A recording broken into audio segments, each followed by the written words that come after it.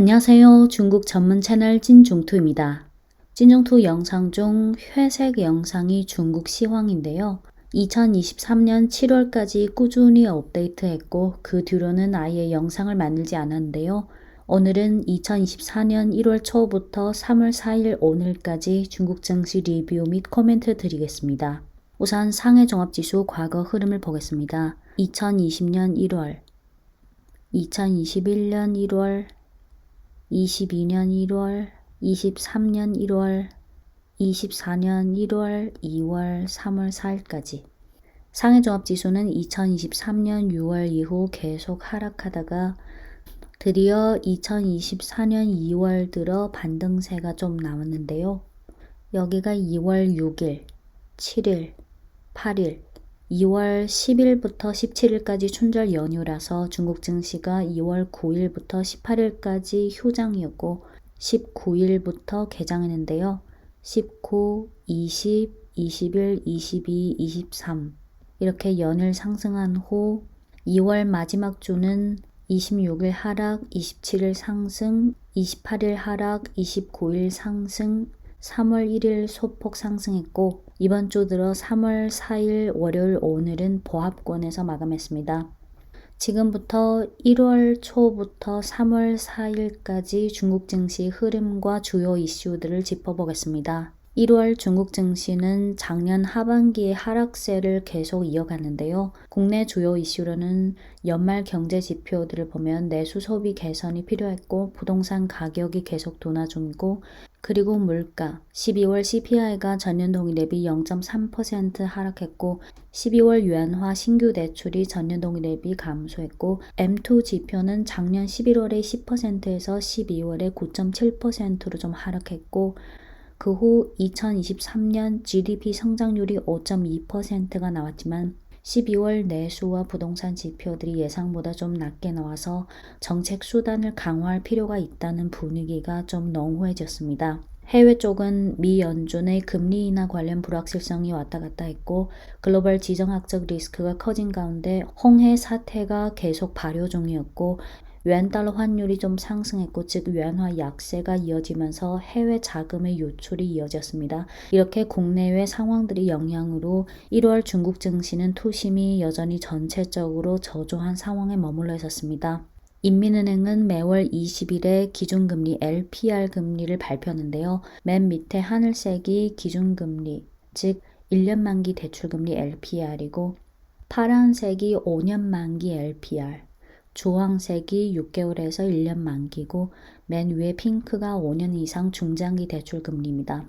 1월 20일 인민은행은 LPR을 그대로 유지했습니다. 하지만 그 후 1월 25일 인민은행이 지준율을 50bp 인하하기로 했고 농촌 소액 대출 금리도 인하하기로 했습니다. 또한 증시 안정화를 위해 1월 22일 국무원 상무회의에서 자본시장 안정화 관련 메시지가 나왔고 그 후 증권감독관리위원회에서 증시 투자자들이 관심사에 대해 피드백을 했고 국무원 국유자산감독관리위원회에서는 시총관리를 중앙국유기업의 KPI에 포함시키는 것에 대한 검토를 진행 중이라고 했습니다. 올해 GDP 성장률과 관련해서는 올해도 마찬가지로 정부 목표치를 5% 안팎으로 설정할 것으로 보입니다. 참고로 올해 1월 말까지 전국 각 성시급의 양회가 열리면서 각 성시의 올해 GDP 성장률 목표치를 발표했는데요. 천진시를 제외하고는 다 5% 또는 이상입니다. 구체적으로 광동, 산서, 상해, 북경, 강서, 운남, 산서, 청해가 5%, 강소, 산동, 광서가 5% 이상, 절강, 복근, 하북, 요령, 하남, 섬서, 귀주, 흑룡강 5.5%, 사천, 안위, 중경, 감숙, 영하, 호북, 호남, 내몽골, 길림이 6%, 신강 6.5%, 해남, 서장 8%, 천진 4.5%였습니다. 올해 양회는 3월 4일 오늘 개막했고 그중 전인대는 3월 5일 내일 개막 예정이고 리창 총리가 정부 공작 보고를 발표할 예정이고 3월 11일 양회가 폐막될 예정입니다. 네, 1월 증시가 이렇게 하락하다가 2월 6일 이후부터 반등세가 좀 나오기 시작했는데요. 우선 2월 8일 발표된 1월 CPI가 전년 동기 대비 0.8% 하락으로 나왔지만 다음 날인 2월 9일 발표된 1월 금융지표 중 유한화 신규 대출이 전년 동기 대비 늘어났고 M1 전년 동기 대비 증가율이 5.9%로 12월보다 개선되면서 정책 완화가 이제 조금씩 나오고 있다는 분위기가 좀 생겼고 정부의 증한 자금과 함께 저가 매수세가 좀 들어오기 시작했습니다. 그 후 2월 20일 이민은행이 기준금리 LPR 금리를 발표했는데요. 하늘색 1년 만기 LPR은 3.45%로 기존 수준을 유지했지만 파란색 5년 만기 LPR은 기존의 4.2%에서 3.95%로 인하해서 이 부분은 주민들의 부동산 대출 압력과 기업들의 대출 융자 압력을 좀 완화하는 효과가 있습니다.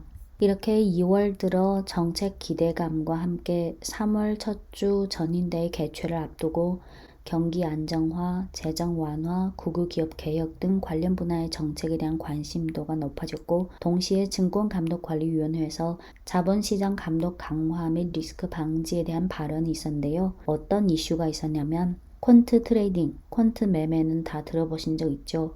퀀트 트레이딩은 컴퓨터 프로그램과 통계 모델을 사용해서 투자를 수행하는 방법인데요. 대규모 데이터를 분석하고 패턴을 발견해서 자동으로 거래 결정을 내리고 빠른 의사 결정과 자동화된 거래가 가능하기 때문에 이걸 이용하는 투자자에게 있어서는 경쟁력을 제공하지만 이로써 증시 변동성이 심해지면 개인 투자자들에게 있어서는 대응이 너무 어려워지기 때문에 퀀트 트레이딩에 대한 감독 관리가 꼭 필요합니다.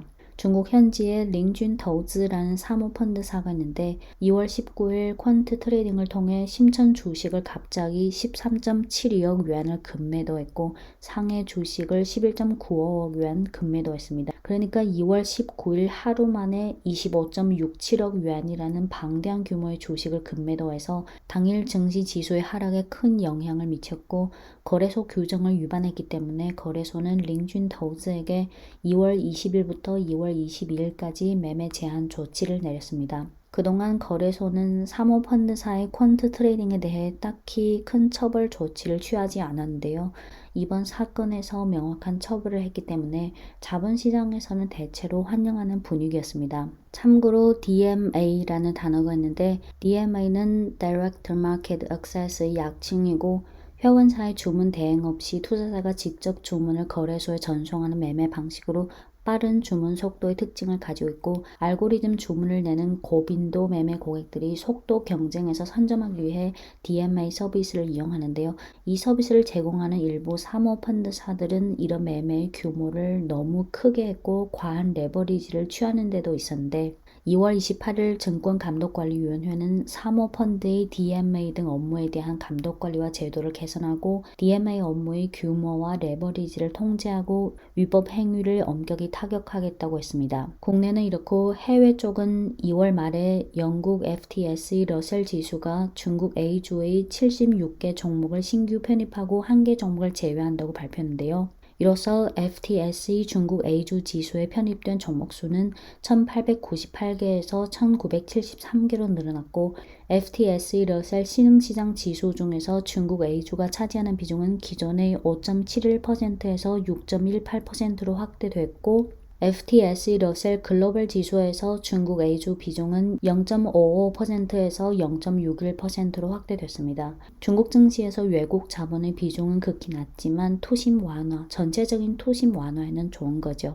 네, 이렇게 2월은 긴 춘절 연휴가 끼어 있었지만 2월 들어 대체로 좀 반등하는 분위기였고 3월 4일 월요일 오늘은 강보합에서 마감했는데요. 상해종합지수 0.41% 상승, 심천성분지수 0.04% 상승 마감했습니다. 이어서 PMI를 보겠습니다. 빨간색이 제조업 PMI, 파란색이 비제조업 PMI입니다. 1월은 제조업 PMI 49.2%, 비제조업 PMI 50.7%, 2월은 제조업 PMI 49.1, 비제조업 PMI 51.4. 2월은 긴 춘절 연휴가 끼어있는 관계로 그 전후로 공장, 물류, 인력 등이 계절성이 강해서 3월 이후 지표부터 보는 게 좋은데요. 2월 PMI를 보면 인프라 투자가 비교적 강했고 부동산은 여전히 둔화 중이고 서비스업은 대충 괜찮다는 걸 알 수 있었습니다. 인프라는 구형 인프라와 신형 인프라가 다 포함되는데 신형 인프라 투자의 성장이 좋았고 부동산은 거품 제거와 경제산업 구조 조정을 위한 장기적인 작업으로 봐야 합니다. 3월 4일 올해 양회가 개막했습니다. 3월 4일 전인대 대변인 기자회견이 있었고 3월 5일 내일은 전인대 회의에서 리지앙 총리가 정부 공작 보고를 발표할 예정인데요. 정부 공작 보고는 작년 12월 11일부터 12일에 열린 중앙경제공작회의 내용의 상세 버전과 그 연장선이라 보시면 됩니다.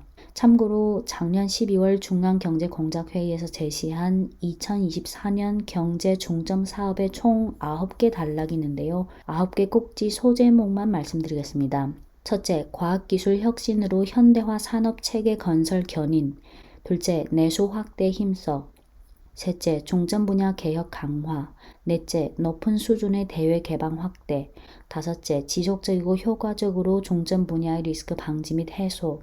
여섯째, 삼농사업, 즉 농업, 농촌, 농민 사업을 끈질기게 잘하자. 일곱 번째, 도농 간 융합과 지역 간 조화로운 발전 추진. 여덟 번째, 생태 문명 건설과 녹색 저탄소 발전 심층 추진. 아홉 번째, 민생의 착실한 보장과 개선. 1번 항목이 과학기술 혁신으로 현대화 산업체계 건설 견인입니다. 그만큼 최우선 사업이고 그만큼 중요하고 또 그만큼 투자가 된다는 거죠. 네, 다시 증시로 돌아가서 중국 증시에 대해 잘 아시는 분들은 아시겠지만 중국 증시를 볼 때는요. 증시를 그냥 경기의 선반영이라 단순히 생각하면 안 되고 중국이 세계에서 미치는 정치, 외교, 경제, 산업의 영향력이 눈에 띄게 확대되고 있는데 그게 증시엔 왜 반영이 안 되냐 등등 너무 단순히 생각하면 안 되고요. 3월 이후 중국 증시는 지금보다 조금은 더 갈 것 같지만 국내는 3월 5일 총리의 정부 공작 보고에 이어 향후 2분기부터 나오는 경제 지표들과 정책 효과 그리고 현지 투자자들이 자금 수급과 투신 분위기 그리고 기업 이익 등을 전체적으로 봐야 하고 대외적으로는 미국의 통화 정책의 향방과 글로벌 경기의 흐름도 봐야겠습니다. 중국 경제와 산업에 접근할 때는 미국이 열심히 작업 중인 여론전, 인지전에 휩쓸리는 것은 별 도움이 안 됩니다. 작년에도 그랬지만 올해도 여러분들은 계속해서 미국 언론이 국내 선거 정치와 대외 반중 목적으로 벌이는 여론전을 통해 부각하고 싶은 중국과 중국이 자신의 발전 방식에 따라 꾸준히 꿋꿋이 지속적으로 발전하고 있는 현실 속 중국 간의 괴리를 계속 느끼시게 될 것입니다. 중국 친구들과 이런 농담을 하곤 한데요. 미국 언론은 월수금은 중국 붕괴론, 화목토는 중국 위협론, 일요일은 하루 정도 쉬고 그리고 나서 또 반복의 반복. 미국의 대중 여론전 강도가 심해질수록 현실 속 미국의 패권과 실력이 약해지고 있다는 걸 더 반증하고 있는데요. 이 부분은 향후 다양한 영상을 통해 공유 드리겠습니다. 네, 오늘은 너무 자세히 전개하지 않았고요. 여기까지 마치겠습니다. 이상 찐종토였습니다.